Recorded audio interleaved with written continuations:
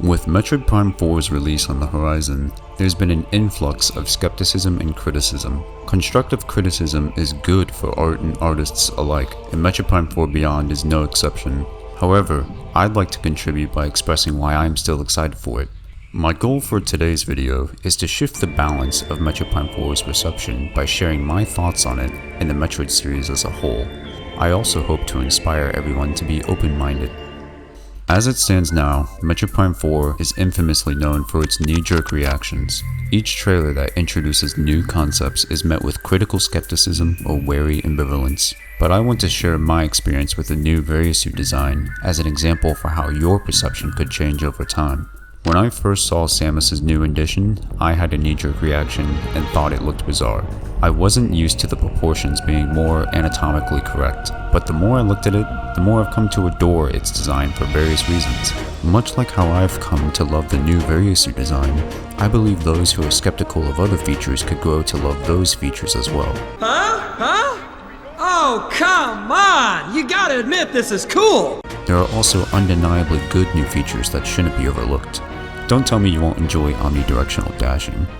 I want to remind you that Prime 4 is still a Metroid Prime game. Let's not ignore the many elements of previous Metroid titles that exist within Prime 4. Samus is silent but deadly, there's power-based progression, and there's amazing elements of atmosphere. You'll still be able to use the scan visor to immerse yourself in the lore of the beautifully crafted world while listening to the wonderful and enchanting music, which leads me to my next point, the art direction. The artists over at Retro Studios have outdone themselves with the art department of Prime 4, and it deserves high praise. The character designs are phenomenal, and Samus has never looked better. I love how sophisticated the Variosuit looks. It's modernized while taking design cues from previous iterations, like the leg pods from Prime 1 and the bicep grooves and multiple ab segments akin to Super Metroid. I particularly like the chamfered edges throughout the suit, giving it a very polished look. Not to mention the Viola suit's organic form language, which gives it a very advanced and alien look to it. Then of course there's Silex's wicked design. The Galactic Federation troopers look cool, and the creatures and environment are teeming with little details that make the world feel alive. Speaking of which, someone pointed out that there's motifs of Ionic imagery that can be especially seen in Lemorne architecture, which adds a layer of artistic maturity to the game. I like to call most Metroid games an experience rather than just a video game, and I have no doubt Metroid Prime 4 Beyond will be an experience as well. Speaking of Metroid as a whole, there's a lot of strife regarding what Metroid is and what it can be.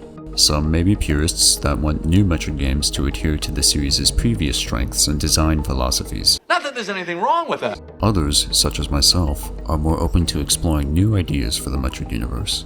Personally, a reason for why my perception of Metroid is so broad is because I probably like Samus herself more than I like Metroid. She's my favorite fictional character and has my favorite design ever, and I think the Metroid series is a lot like the Power Suit.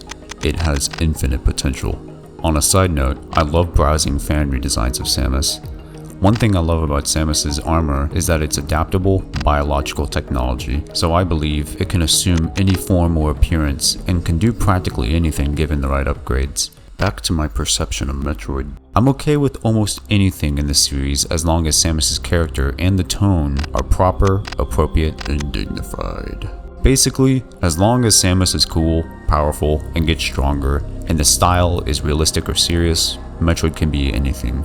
I like seeing what Samus would do in different situations that haven't been shown before. I understand that's highly subjective and people will always have their preferences. I don't like most depictions of Samus outside of her armor. Others might not like Samus working with Galactic Federation troopers. Which brings me to my last major point, the inclusion of Galactic Federation troopers in Prime 4's story. Gameplay-wise, I understand not liking a character telling players what to do because it could be an insult to the player's intelligence. That's specifically regarding Miles. From a narrative standpoint, the inclusion of the troopers presents a really cool, unique, and challenging scenario for Samus. Her solo missions are typically extremely dangerous, and only she can go through with them, which makes the gravity of the situation in Prime 4 so much heavier because there's a chance the troopers might not see the light of day again. Their lives are almost entirely in the hands of Samus Aran, and it's cool to play as her when there's so much weight on her and effectively your shoulders. Of course, Samus is burdened with great responsibility in every mission she completes, but this time, lives are directly on the line, and it's up to you, the player, to ensure their safety. If you fail, you know the troopers will be doomed.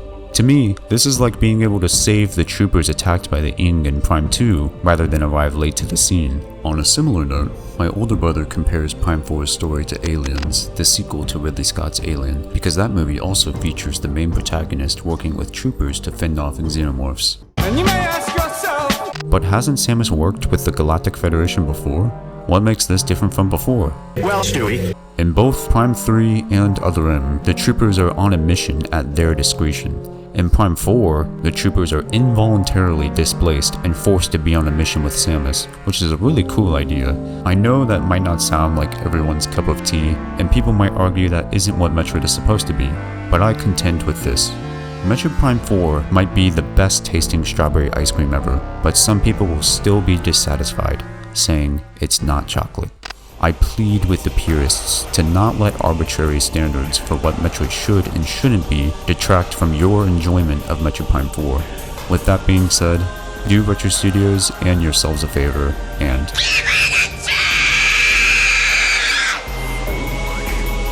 do you have any thoughts, agreements, or disagreements?